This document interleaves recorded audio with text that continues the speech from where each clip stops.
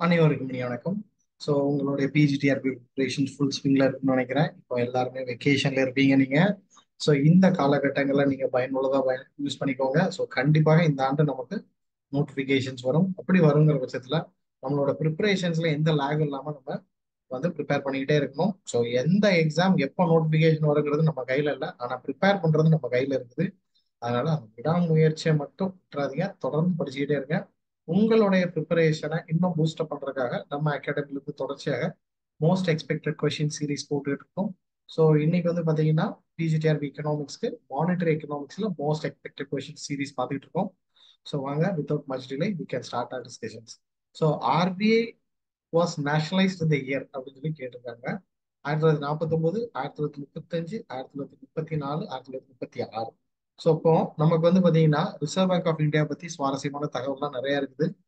இப்படி வந்து அண்ணல் அம்பேத்கர் அவர்கள் வந்து ப்ராப்ளம் ஆஃப் ருபி அப்படின்னு ஒரு புக்ல எழுதியிருப்பாங்க. அப்புறம் ஹில்டன் அண்ட் கமிஷன்ஸ் வந்து பாத்தீங்கன்னா reserve bank of India establish பண்றதுக்கு ஒரு கமிஷன் போட்டிருப்பாங்க. அப்புறம் ரிசர்வ் பேங்க் ஆஃப் இந்தியாவை ஒரு சட்டம் இயற்றி அதுக்கப்புறம் அது நடைமுறைக்கு வந்ததுங்கிறதெல்லாம் நமக்கு தெரியும். இதுல ரிசர்வ் பேங்க் ஆஃப் இந்தியாவோட ஹிஸ்டரியில சில முக்கியமான இயர்ஸ்லாம் இருக்கு. அந்த இயர்லாம் மட்டும் பார்த்துட்டு நம்ம ரைட் ஆன்சர்ஸ்குள்ள போகலாம்.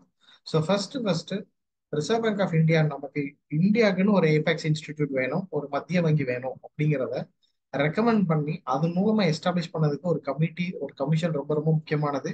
அது பேர் என்னன்னு கேட்டீங்கன்னா ஹில்டன் யங் கமிஷன். இவங்க வந்து பாத்தீங்கன்னா 1926 வந்து இதை ரெக்கமெண்ட் பண்ணியிருப்பாங்க. ஸோ இதன் வெளிப்பாடா வந்து பாத்தீங்கன்னா 1934 reserve bank of India act pass பண்ணியிருப்பாங்க. ஸோ இதுக்கு வந்து ஒரு ஸ்டாட்யூட்டரி அத்தாரிட்டி, சரிங்களா, சட்டம் இயற்றி நம்ம ஒரு ஆர்கனைசேஷன் எஸ்டாப்ளிஷ் பண்ணா அது ஸ்டாட்யூட்டரி ஆர்கனைசேஷன் பாங்க. ஸோ அது மாதிரி 1934 பண்ணியிருப்பாங்க. அண்ட் இது எப்போ நடைமுறைக்கு கமெண்ட்ஸ் இட்ஸ் ஆப்ரேஷன்ஸ் அப்படின்னு பார்த்தீங்கன்னா 1935 1 வந்து சர் ஆஸ்பான் ஸ்மித் அப்படிங்கிறவங்க first governor of reserve bank of இந்தியாவில் இருப்பாங்க. இப்போ உங்களுக்கான அடிஷனல் கேள்வி என்னன்னு கேட்டீங்கன்னா first Indian to become RBI governor யாரு அப்படிங்கிறத நீங்க கமெண்ட் செக்ஷன்ல போடுங்க, சரிங்களா. ஸோ இப்படி முக்கியமான இயர்ஸ் தான் இருக்கு. அதுல ரொம்ப முக்கியமான இயர் என்னன்னு கேட்டீங்கன்னா ரிசர்வ் பேங்க் ஆஃப் இந்தியா முத ஸ்டார்ட் பண்ண முச்சுல இது ஒரு கிட்டத்தட்ட ஒரு பிரைவேட் ஆர்கனைசேஷன் மாதிரி தான் இருக்குது. இது எப்போ தேசியமயமாக்கப்பட்டுச்சு அப்படின்னு கேட்டீங்கன்னா 1949 ஜனவரி 1. ஸோ டேட்டோட ஞாபகம் வச்சுக்கணும். 1 ஜனவரி 1949 தான் வந்து ரிசர்வ் பேங்க் ஆஃப் இந்தியாவை தேசியமயமாக்கப்பட்டிருப்பாங்க. சரிங்களா, இப்ப நம்மளுக்கான கேள்வி என்னன்னு கேட்டீங்கன்னா எப்போ reserve bank of India nationalise பண்ணாங்கன்னு சொல்லி கேட்டிருக்காங்க. So 1949 is the right answer, சரிங்களா. Yes, 1934 act, 1935 it commences its operation, சரிங்களா. எல்லாமே ரிசர்வ் பேங்க் ஆஃப் இந்தியாவோட தொடர்புடைய ஆண்டு தான். பட் ஆனா நமக்கான கேள்விக்கான விடை வந்து 1949 ஜனவரி. ஸோ இந்த மாதிரி உங்களுக்கு சிம்பிள் கொஷின்ஸ் கேட்கறதுக்கு அதிக வாய்ப்புகள் இருக்கு, சரிங்களா. அடுத்தது இப்போ எப்படி ஃபவுண்டேஷன்ஸை பார்த்தோமோ இப்போ வந்து நம்ம என்ன பார்க்க போறோம் கேட்டீங்கன்னா அதோடைய ஃபங்க்ஷன்ஸ், அதோடைய செயல்பாடு என்ன பார்க்க போறோம். So which of the following is not அப்படின்னு கேட்டிருக்காங்க. ஸோ எப்பெல்லாம் இந்த நாட் அப்படிலாம் கேட்டிருக்காங்க, இன்கரெக்ட் அப்படிலாம் கேட்டிருக்காங்க, அந்த கொஸ்டினை வந்து பார்த்து ஹேண்டில் பண்ணணும். ஏன்னா இதுல வந்து 3 ஆன்சர் கரெக்டா இருக்கும் போது ஒரு ஆன்சர் தான் தப்பா இருக்க போகுது, சரிங்களா. அதனால நம்ம மிஸ்டேக் பண்றது ஹெவி சான்சஸ் இருக்குது. அதனால ஹேண்டில் வித் கேர், சரிங்களா. பேங்கர்ஸ் பேங்கா, கரன்சி இஷ்யூவா, கவர்மெண்ட்ஸ் பேங்கா, இல்ல bankers to the local self government அப்படின்னு சொல்லி கொடுத்துருக்காங்க. ஸோ நம்ம ஓவராலா ரிசர்வ் பேங்க் ஆஃப் இந்தியாவோட ஃபங்க்ஷன்ஸ் பார்த்ததுக்கு அப்புறம் தென் இதுல ரைட் ஆன்சர் என்ன அப்படிங்கறத பார்க்கலாம். So functions of central bank அப்படின்னு பார்த்தீங்கன்னா ரெகுலேட்டர் ஆஃப் கரன்சிஸ், சரிங்களா. பிரிண்டிங் பிரஸ் மூலமா நம்ம நாட்டுக்கு தேவையான மணி சப்ளைஸ் எல்லாத்தையுமே ரெகுலேட் பண்றது யாருடைய வேலை? சென்ட்ரல் பேங்கோட வேலை.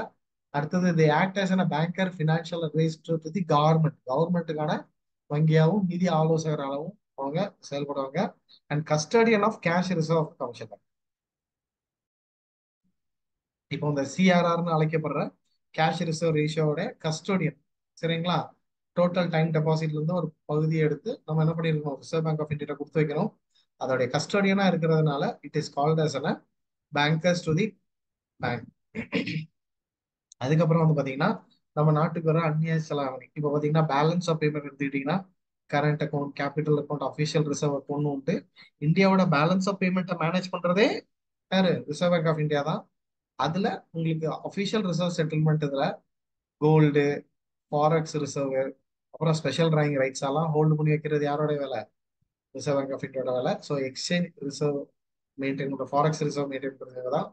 அண்ட் என்னைக்கெல்லாம் வங்கிக்கு ஒரு நெருக்கடியான சூழ்நிலை வருதோ அப்பெல்லாம் வந்து என்ன பண்றாங்க, கை கொடுத்து காப்பாத்துறது இவங்களோட வேலை தான். So lender of last resort அப்படிம்பாங்க.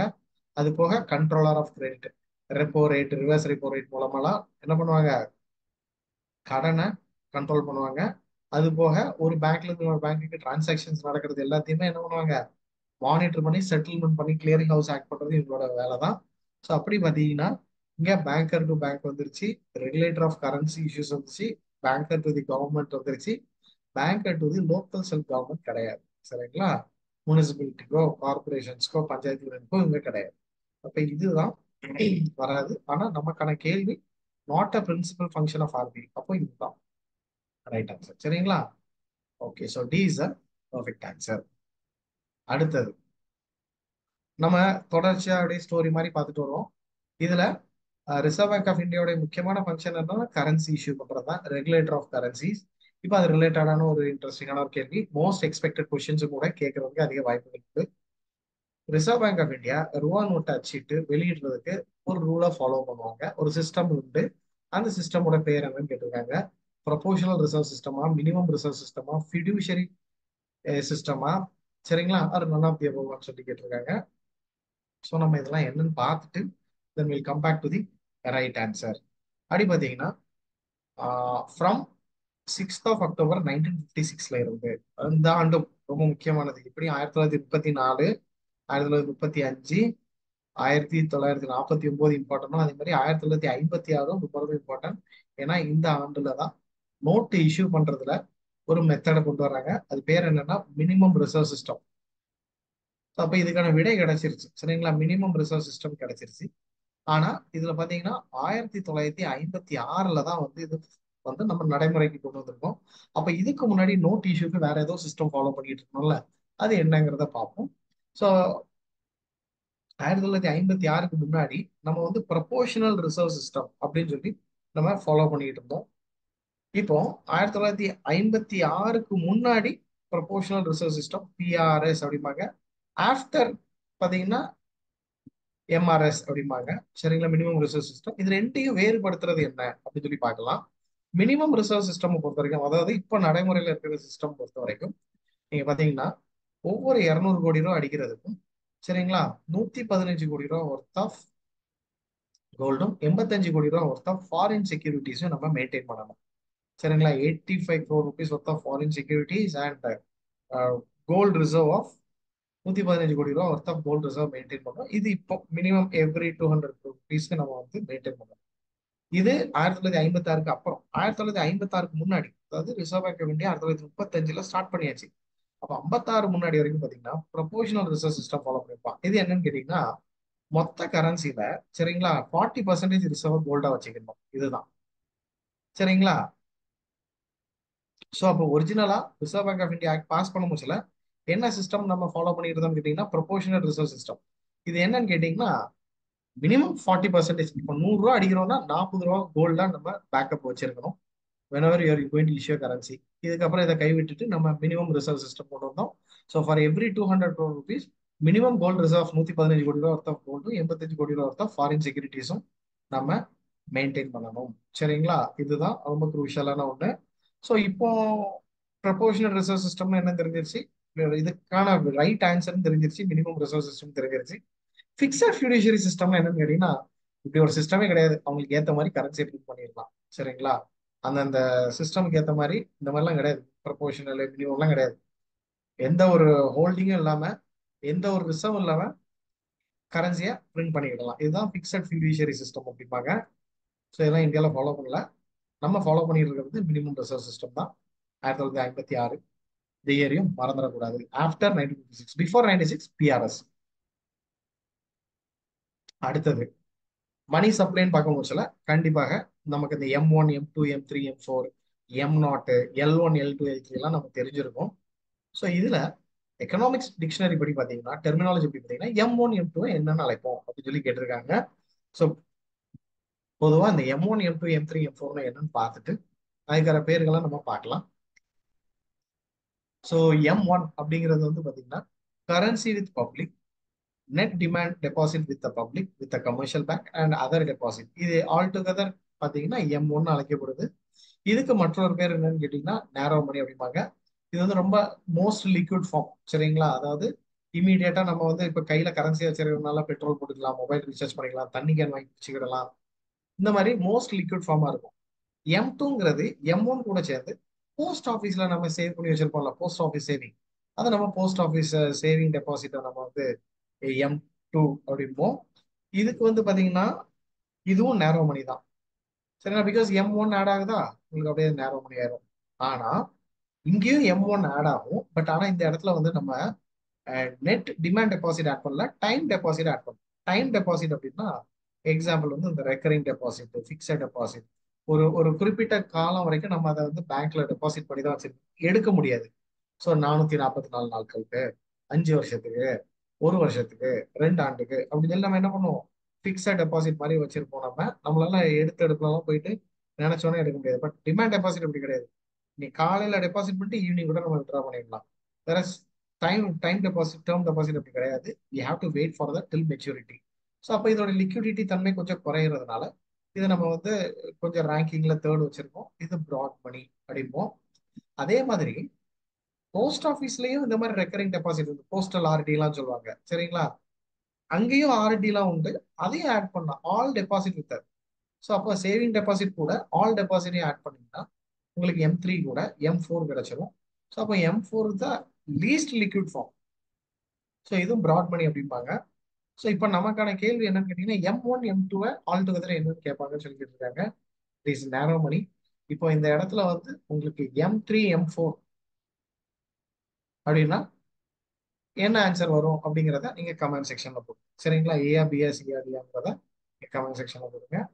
ஸோ இதுக்கு நேரோ மணி ரைட் ஆன்சர். M1 M2க்கும் இன்னொரு பேர் நேரோ மணி. சரிங்களா?